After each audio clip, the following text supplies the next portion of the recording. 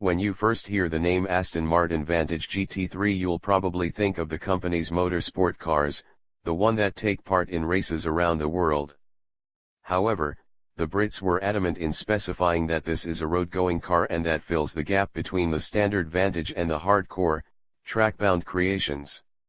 It's all looking pretty good from where we're standing. And the Aston Martin stand in Geneva was occupied with some beautiful cars this year.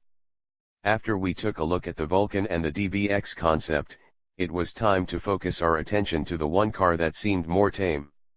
It was the Vantage GT3. It's a crazy world we live in that allows us to say that the GT3 is the most tame car in the lineup, and yet it is true. At least as far as the feeling you get goes. The DBX makes your heart race with questions and adrenaline, just by looking at it, while the Vulcan, well, there's nothing left to say here but that we saw bars that were shorter than that car's wing. As for this Vantage, it's pretty obvious it's not playing any games either. The 6-liter V12 engine under the bonnet makes up to 600 HP, while the weight was taken down by 100 kilograms, 221 lbs, compared to the road-going car.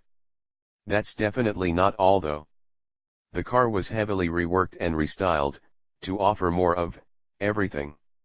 It sits lower and has a wider body than any of its Vantage brothers, and has a wider track as well, which should translate in better handling.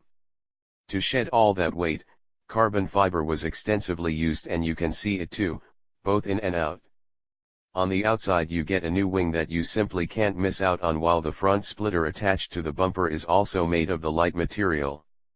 Inside the cabin, the door casings are also displaying the usual carbon weave along the center stack and touch-sensitive array, while the rear window is lighter, being made of polycarbonate instead of glass, just like the rear side windows.